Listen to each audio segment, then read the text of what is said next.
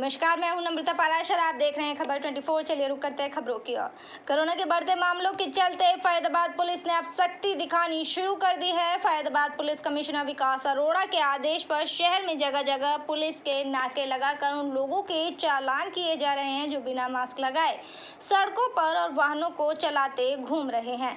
Mask न लगाने वालों का 500 रुपए का चालान काटा जा रहा है। फैजाबाद में बढ़ते कोरोना के मामलों को देखते हुए फैजाबाद पुलिस भी अब सख्ती दिखाना शुरू कर चुकी है।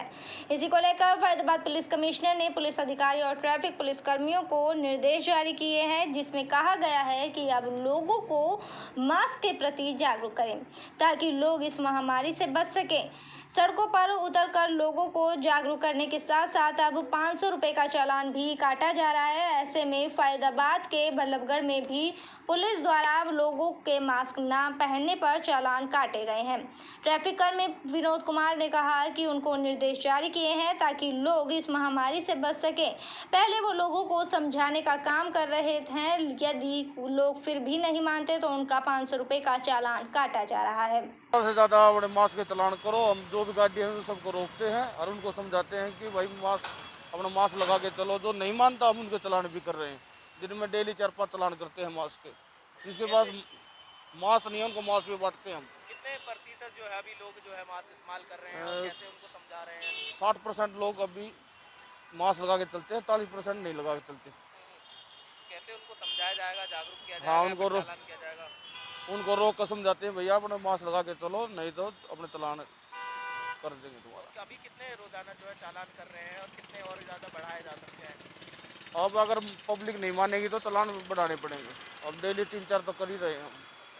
हाँ, पब्लिक क्या सहयोग कर रही है? क्या कुछ पब्लिक की ओर से मिलता है जब आप उनको समझाते हैं? समझाते हैं पब्लिक। चलिए रुक करेंगे अगली खबर की ओर। हरियाणा सरकार द्वारा 18 से 59 वर्ष के लोगों को फ्री प्रिकॉशन डोज लगवाने की घोषणा के बाद अब लोगों में उत्साह देखने को मिल रहा है। लोग सरकारी अस्पतालों में पहुंचकर प्रिकॉशन डोज लगवा रहे हैं और सरकार के इस कदम की जमकर सराहना भी कर रहे हैं। वहीं प्रिकॉशन डोज लगवाने पहुंचे विकलांग लोगों को वाहनों के अंदर बैठाकर वैक्सीनेशन की सुविधा दी जा रही है। वैक्सीनेशन सेंटर फैजाबाद के जिला सरकारी अस्पताल में लोग प्रिकॉशन डोज लगवा रहे हैं और इसका जमकर लाभ उठा रहे हैं। वैक्सीनेशन की सुविधा लोगों को दी जा रही है। गौरतलब है कि पहले सरकार द्वारा इसकी कीमत ली जा रही थी और प्राइवेट अस्पतालों में प्रिकॉशन डोज की सुविधा दी जा रही थी, लेकिन लोगों में पेड वैक्सीनेशन को लेकर कोई उत्साह नजर नहीं आ रहा था। बाद में कोरोना के बढ़ते केसों को देखकर सरकार ने सरकारी सेंटरों पर फ्री प्रिकॉशन डोज की घोषणा की, जिसके बाद अब लोग सरकारी अस्पतालों में बढ़ चढ़कर इस डोज को लगवाने पहुंच रहे हैं। लोगों का कहना है कि फ्री प्रिकॉशन डोज लगाने का ये सरकार का बड़ा ही अच्छा फैसला है। इससे बढ़ते कोरोना मामलों पर अंकुश लगेगा और लोग सुरक्षित होंगे। वहीं कोविड-19 के जिला इंचार्ज डॉक्टर मानसिंह की माने तो लोगों में इसके प्रति काफ़ी उत्साह देखा जा रहा है। उनकी माने तो करीब 50 और सरकारी संस्थानों में और 56 प्राइवेट स्थानों पर बूस्टर डोज लगवाई जा रही है। उनकी माने तो यदि कोई संस्था अगर कैंप लगाकर वैक्सीनेशन करवाना चाहे तो वे इसे करवा सकते हैं। कर दी है कि 18 से 59 साल के जो भी युवा हैं उनको तीसरी डोज है वो लगनी शुरू हो चुकी है और जिनको पूरा टाइम हो चुका है वो लगवा सकते हैं और ये फ्री है। DK हॉस्पिटल फरीदाबाद में और किसी भी इन्वेस्ट में आ सकते हो या फिर मैं डिपार्टमेंट से हूँ। आप सभी से अनुरोध है आप यहाँ आइए और लगवाइए। तो आपको क्या लग रहा है कि अब जो बूस्टर डोज लगवाने के लिए लोग खुलकर आ रहे हैं सामने? हाँ सर, बिल्कुल खुलकर आ रहे हैं और बहुत ज़्यादा इससे उत्साह भी है लोगों में। तो कितने बजे से कितने बजे तक आप हम यहाँ पे 9 बजे से शाम के 4 बजे तक बैठते हैं और इस बीच में बहुत ज़्यादा लोग आ रहे हैं और उनमें उत्साह भी इसको लगवाने के लिए। तो क्या ये तभी लोग निकल कर आ रहे हैं जब से फ्री हुआ है? जी सर, पहले तो ये था बट उससे बाद में जैसे सरकार ने जो भी गाइडलाइन जारी कर दिए हैं उसके अनुसार ही वो आ रहे हैं और फिर से उसे जारी करने के बाद ज़रूर लगवा रहे हैं। तो आने वाले दिनों में तेजी देखी जाएगी। क्या नाम है आपका? हाँ, मेरा नाम कमल पांडे है। हाँ, और मैं फरीदाबाद सेक्टर 77 से हूँ और आज मेरा बूस्टर डोज लगा है, तीसरी बूस्टर डोज। और मैं प्रधानमंत्री जी को बहुत बहुत धन्यवाद देना चाहता हूँ कि उन्होंने फ्री में कोवैक्सीन हमने लगवाया है बूस्टर डोज तक, और इससे हमें कोरोना में बहुत सारी चीज़ राहत मिलती है।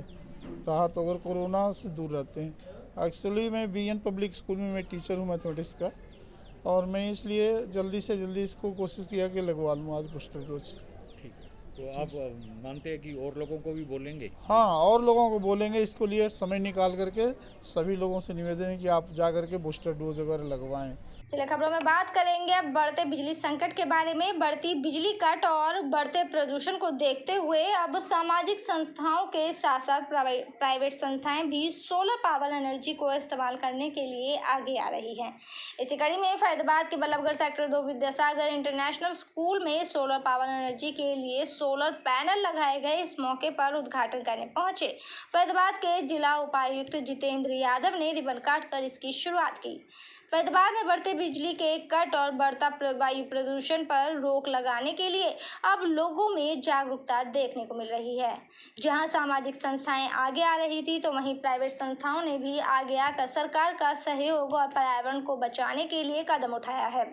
बल्लभगढ़ के sector 2 Vidyasagar international public school में पूरे स्कूल में इस्तेमाल होने वाली बिजली के लिए सोलर पैनल लगाकर समाज को एक संदेश देने का प्रयास किया है, ताकि सभी इस कदम से कदम मिलाकर आगे आकर अपने सभी संस्थानों में इस तरह का कार्य करें, ताकि बिजली के साथ साथ प्रदूषण से भी फरीदाबाद को बचाया जा सके। इस मौके पर पहुंचे फरीदाबाद के जिला उपायुक्त ने स्कूल के संस्थापक दीपक यादव और उनके सभी साथियों को इस कार्य के लिए शुभकामनाएं दी और कहा कि आज के समय में इस तरह के कार्यों को सभी को करने की आवश्यकता है, ताकि बिजली की बचत की जा सके और वायु प्रदूषण को रोका जा सके। धर्मपाल जी हैं, दीपक है, उनकी पूरी टीम को धन्यवाद करूंगा कि आदरणीय प्रधानमंत्री जी का भी ये मिशन है कि जितना हम सोलर एनर्जी, सौर ऊर्जा को बढ़ावा दे सकते हैं उतना करें। और सबसे अच्छी बात है कि स्कूल जहाँ तो हर चीज़ें सिखाई जाती है, तो ये तो बेस्ट प्लेटफॉर्म है कि हम स्कूल से, सेक्टर 2 के, हम बल्लभगढ़ के स्कूल से स्टार्ट कर रहे हैं। और मेरी सभी स्कूल्स वालों से भी अपील रहेगी, लोगों से भी अपील रहेगी, क्योंकि जो हमारा देश है मैक्सिमम हमारा एरिया ट्रॉपिक्स में आता है, तो यहाँ पर सूरज की जो उपलब्धता होती है पूरे साल वो बहुत ज़्यादा रहती है। तो अभी आपने हाल के पिछले 15-20 दिन में भी देखा था कि हमारी बिजली की रिक्वायरमेंट एकदम ज़्यादा बढ़ गई थी और उसकी उत्पादन थोड़ा कम रहा था, तो पावर कट्स भी लगे थे। तो ये ऑल्टरनेटिव सोर्स ऑफ एनर्जी है, पूरे साल रहेगा। कोई कोयला जलाने की ज़रूरत नहीं है, कोई डैम्स बनाने की ज़रूरत नहीं है, सिर्फ अपनी घर की छत पे सोलर के प्लांट्स लगाने की ज़रूरत है। तो धर्मपाल जी को, दीपक जी को और इनकी पूरी टीम को, स्कूल मैनेजमेंट को मैं धन्यवाद करूंगा कि इस तरह के इनिशिएटिव लिए। सभी स्कूल से भी अपील करूंगा, जो भी हमारी स्कूल मैनेजमेंट कमेटी है उनसे भी अपील करेंगे कि आप भी मैक्सिमम अपने स्कूल्स की छत पर या लोग अपनी घरों की छत पर सोलर पावर प्लांट लगाएं। ग्रीन एनर्जी है, क्लीन एनर्जी है।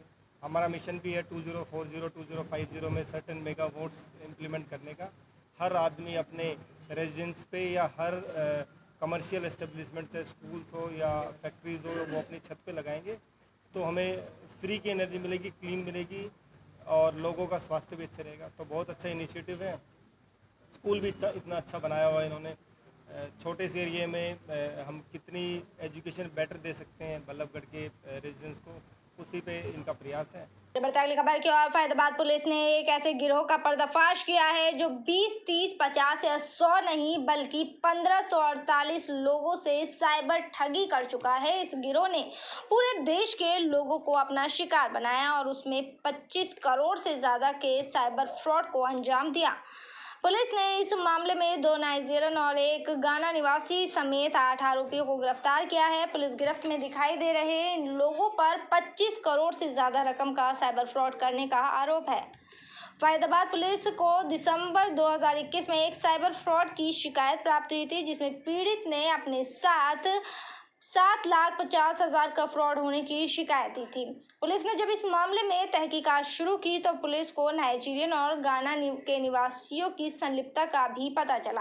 पुलिस के मुताबिक ये लोग पहले फेसबुक से दोस्ती का अपना शिकार का व्हाट्सएप नंबर जान लेते थे और फिर उनकी एक महिला साथी उन्हें कॉल कर गिफ्ट में ब्रिटेन के पॉन्ड्स भेजने की बात कहती, फिर उन्हें कस्टम से छुड़ाने के लिए कुछ पैसों की डिमांड करती और फिर इसी तरह से धीरे धीरे लोगों का बैंक खाता खाली कर देते थे।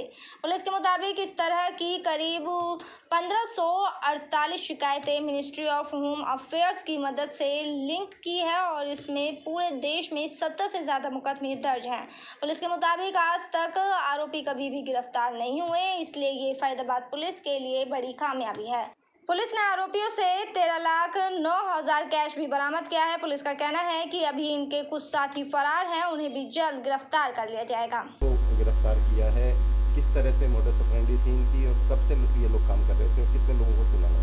देखिए, हमारे साइबर पुलिस स्टेशन ने बहुत ही बढ़िया काम करते हुए एक बड़े गिरोह का पर्दाफाश किया है, जो कि जिनका तरीका ये था कि वो फेसबुक के माध्यम से लोगों को अपना टारगेट बनाते थे और आइडेंटिफाई करने के बाद उनको ये बोला जाता था कि आपको फ़ॉरेन से एक इम्पोर्टेड गिफ्ट आ रहा है जो कि जनरली ब्रिटिश पाउंड होता था और उसको रिलीज़ कराने के लिए कस्टम्स में आपको 7 से 8 लाख रुपए जमा करने पड़ेंगे और इस तरीके से वो अपना फ्रॉड करते थे। एंड इसमें हमने टोटल 8 लोगों को गिरफ्तार किया है और काफ़ी सारी इसमें सिम्स अकाउंट नंबर ATMs काफ़ी सारे हमने सीज़ करे हैं और इसमें टोटल जो 8 क्रिमिनल्स अरेस्ट करे हैं उनमें से 2 नाइजीरिया के हैं, 1 घाना के हैं, जिनका फर्दर इंटरोगेशन पे ये भी पता चला था कि उन लोग ने जो अपना वीज़ा के डॉक्यूमेंट्स थे उनके वो भी फर्जी थे। तो इस तरीके से हमारी टीम ने ऑलमोस्ट 1 से 1.5 महीना इस केस में लगाया और बहुत ही बढ़िया सफलता मिली है। जैसे आप बता रहे हैं 25 करोड़ का जो है क्या नाम है फ्रॉड किया है, सबसे बड़ा जो फ्रॉड है वो कहाँ और कब किया?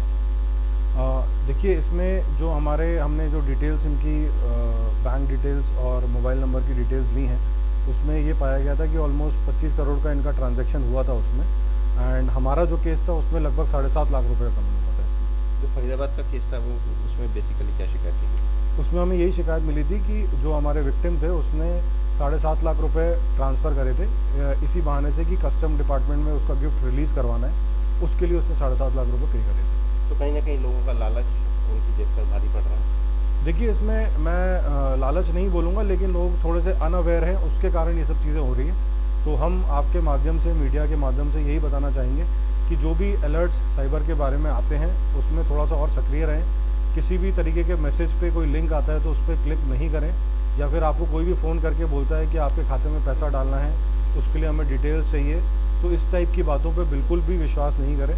तो यही मैं आपके माध्यम से, मीडिया के माध्यम से सब लोगों को अवेयर करना चाहूँगा। अभी तक कितने लोगों की गिरफ्तारी हुई है और अभी कितने लोगों की गिरफ्तारी हुई और कितने लोगों की गिरफ्तारी बकाया है? इसमें कुल 8 लोग गिरफ्तार अभी हो चुके हैं और इसमें कम से कम अभी 2-3 क्रिमिनल्स ऐसे हैं जिनको हम अभी हमारी टीम लगी हुई है और उनको भी जल्द से जल्द गिरफ्तार करेंगे।